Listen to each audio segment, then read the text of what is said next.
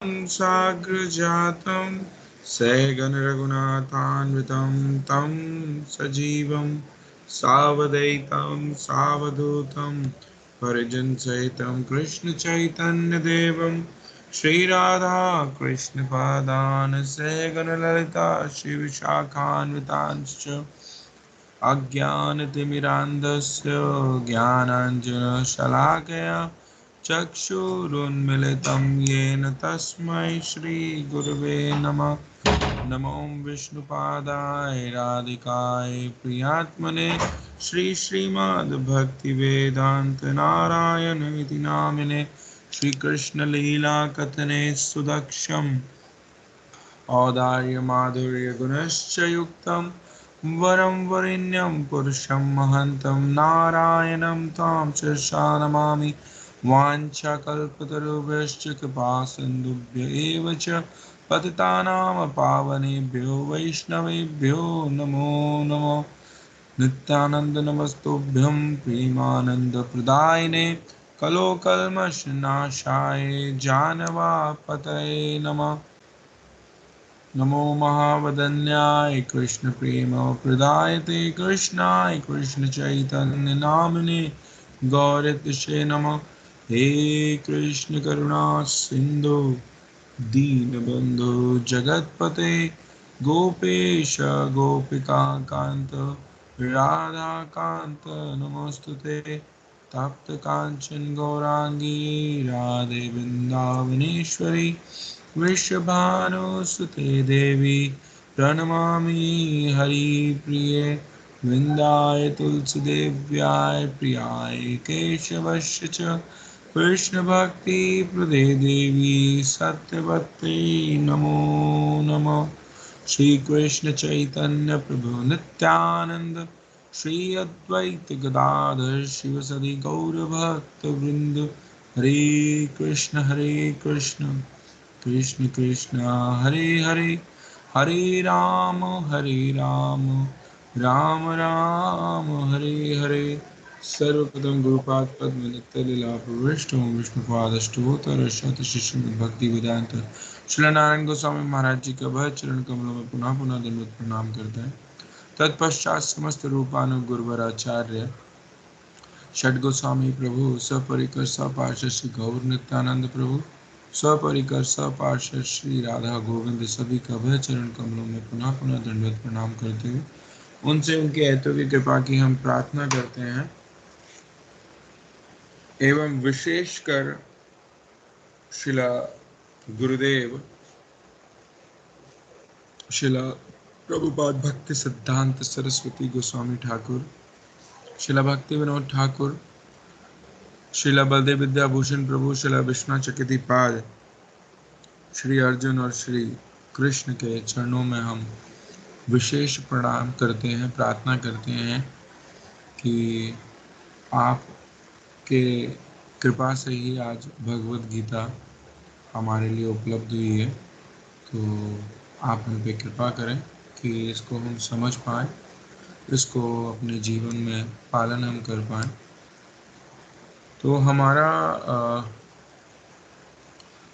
पिछला जो श्लोक था उस श्लोक को काफ़ी डिटेल में हमने किया। सेकंड चैप्टर का 5वां श्लोक। तो उसमें अर्जुन ये दिखा रहे थे कि देखो सामने कौन है, मेरे गुरुजन है, पितामह भीष्म है, मैं इनको कैसे मारूं।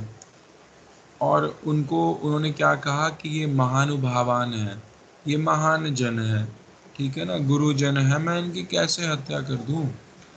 और हमने कई प्रश्न और फिर उसके उत्तर भी देखे कि किस प्रकार से हम देख रहे हैं कि जो भीष्म है, भीष्म पितामह है, वो दे तो कौरवों का साथ रहे हैं, परंतु उनका कौरवों के साथ देने पर भी जो उनका जो वो भक्ति है उस पर कोई दोष नहीं लगा।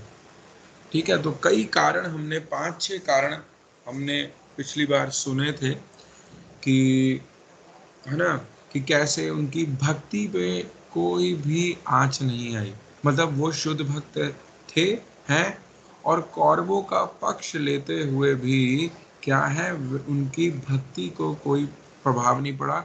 यहाँ तक कि ये भी कह दिया कि उन्होंने क्या किया था, युद्ध में भगवान पे ही बाण चलाए।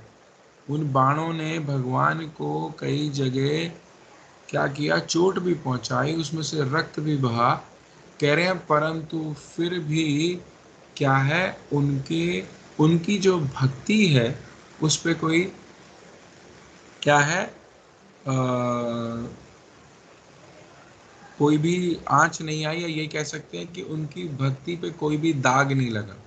ऐसा नहीं कह दिया गया कि वो क्या है, वो अभक्त है। तो क्या है, वह भगवान के शुद्ध भक्ति ही है। उनके कई प्रकार के जो तर्क आदि हैं वो हमने कर लिए हैं, तो मैं उसको रिवाइज नहीं कर रहा, बस एक बार इसी तरीके से दोहरा रहा हूँ कि ऐसा हमने कुछ किया था। तो अब हम आगे बढ़ते हैं, क्योंकि देखो हमने फर्स्ट चैप्टर के एंडिंग से लेके सेकंड चैप्टर तक अभी तक हमने क्या देखा है कि किस प्रकार से अर्जुन अपने अपने तर्क आदि, अपने अपनी एक्सप्लेनेशन, चाहे वो न्याय पक्ष से हो, चाहे वो शास्त्र के किसी भी पक्ष से हो, वो इसी पक्ष में तर्क दिए जा रहे हैं कि युद्ध नहीं करना, युद्ध नहीं करना, युद्ध नहीं करना। तो अब अगले श्लोक में, ये श्लोक संख्या अब आ गई है हमारी 6, तो इसमें कह रहे हैं हम लोगों के लिए युद्ध में जीतने या पराजित होने में क्या श्रेष्ठ है। एक प्रकार से प्रश्न कर रहे हैं, मैं इसे नहीं समझ पा रहा। तो कह रहे हैं मैं बिल्कुल नहीं समझ पा रहा कि हमारे लिए क्या श्रेष्ठ है, जीतना या हारना, क्योंकि जिनकी हत्या कर हम जीवित भी नहीं रहना चाहते, वे धृतराष्ट्र के पक्ष वाले युद्ध के लिए सामने खड़े हैं। तो कहने का तात्पर्य ये है कि वो ये कहना चाह रहे हैं अर्जुन यहाँ पे कि देखो सामने कौन है, चाहे वो कौरव पक्ष से भी जो हैं, वो कौन है तो हमारे ही बंधु बांधव, गुरुजन, परिजन। तो संसार में क्या देखा गया कि व्यक्ति जो कुछ भी करता है किस लिए करता है, अपने कुटुंब के लिए, अपने बंधुओं के लिए, अपनी परिजनों के लिए, है ना, अपने प्रियजनों के लिए, गुरुजनों के लिए। तो कह रहा है अगर वो जो सामने है, अगर मैं उनको मारता हूं, उनको मार के ही जीतूंगा, तो जीत के भी जो राज्य मिलेगा उसका क्या भोग करूंगा। अरे मेरे प्रियजनों को मैं मार के, गुरुजनों को मार के मैं कैसे सुखी रह सकता हूँ। और अगर मेरे को हारना है, अर्थात अगर उनको मैं छोड़ देता हूँ जीवित, तो क्या होना पड़ेगा, मुझे मरना पड़ेगा, मुझे पराजित होना पड़ेगा। तो एक प्रकार से कह रहे हैं कि हम लोग पिछले श्लोक से ही संबंध लेके टीकाकार कह रहे हैं कि एक तरीके से तो मैं क्या हूँ, हम गुरुद्रोह में प्रवृत्त हो रहे हैं। हम तो गुरुओं के प्रति ही तो यहाँ पे युद्ध कर रहे हैं, तो गुरुद्रोह हम कर रहे हैं। और ऐसा करने से पता नहीं मेरा कल्याण होगा या ऐसा करना श्रेष्ठ है कि नहीं, ये मुझे नहीं समझ में आ रहा। तो इस तरीके से क्या है, अर्जुन दो पक्ष दिखा रहे हैं। क्या कि एक तरफ तो उन लोगों को मार के मैं जीत जाऊं या फिर पराजित हो जाऊं। ठीक है, तो कह रहे हैं कि दोनों का ही परिणाम, कह रहे हैं जीत के भी हम क्या है, एक प्रकार से हार ही तो जाएंगे। जीतने के बाद भी हम एक प्रकार से हार ही जाएंगे। क्यों? क्योंकि अपने प्रियजनों का साथ छूट गया, है ना, उनकी हत्या कर दी, गुरुद्रोह कर दिया, गुरुजनों की हत्या कर दी, तो वो भी एक प्रकार की हार ही है। और अगर उनको छोड़ दिया तो वैसे ही पराजित हो जाएंगे, तो वैसे भी हार ही है।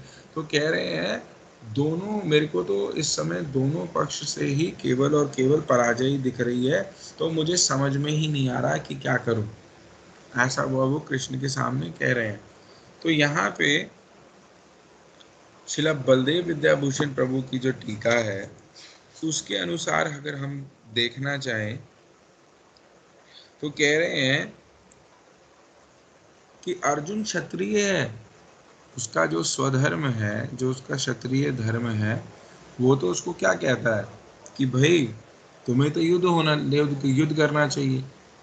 और जबकि पूर्व में अर्जुन ऐसा भी कह चुका है कि मैं ये युद्ध करने की बजाय क्या है, भिक्षा मांग के जीना मैं श्रेष्ठ समझता हूँ, मैं भिक्षा मांग के जी लूंगा। जबकि एक क्षत्रिय राजकुल से, ठीक है, राजकुमार, वो उसको भिक्षा मांगना शोभा नहीं देता, परंतु फिर भी अपनी मनस्थिति बताते वो ये कह रहा है कि भाई मैं भिक्षा मांगने के लिए भी तैयार हूँ, मुझे कोई दिक्कत नहीं है, ठीक है, मैं ऐसे ही रह लूंगा। और क्या कह रहे हैं, न्याय पक्ष और शास्त्र के अन्य अन्य पक्ष दिखा के वो ये भी कह रहे हैं कि क्यों प्रियजनों को मारना, क्यों गुरुजनों को मारना, अरे ये धृतराष्ट्र के पुत्र भी जो क्या है तो मेरे भाई ही, अपने भाइयों को मार के क्या फायदा। तो इस प्रकार से यहाँ पे अर्जुन के बारे में कहा जा रहा है कि ये दिख रहा है, ये गुण, इस तरीके के जो लक्षण आ रहे हैं, इस तरीके के विचार उसके बुद्धि में मन में आ रहे हैं, और वो बोल भी रहा है भगवान के सामने, तो वो क्या है, वो तो एक धर्मात्मा है, भगवान का भक्त है। करुणा आदि तो ये तो गुण क्या है, ये तो भगवान के ही हैं। और दूसरी तरफ ये भी कह रहा है कि मुझे नहीं चाहिए राज्य, मुझे तो ऐसा लग रहा है युद्ध ना ही करूं और छोड़ दूं बस, मैं तो भिक्षा मांग लूंगा।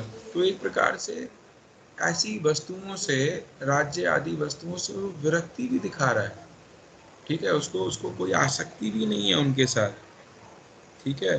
और जबकि क्या है, राज परिवार में जन्म लिया है, राजकुमार है, फिर भी ऐसी मनस्थिति दिखा रहे हैं, तो उसका मतलब क्या है कि बड़े अच्छी विरक्ति आ गई है हृदय में, ठीक है।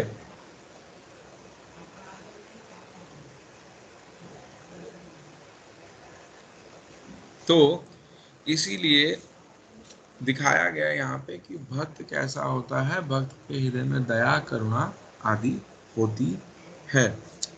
अब अगला जो श्लोक है ये भी काफी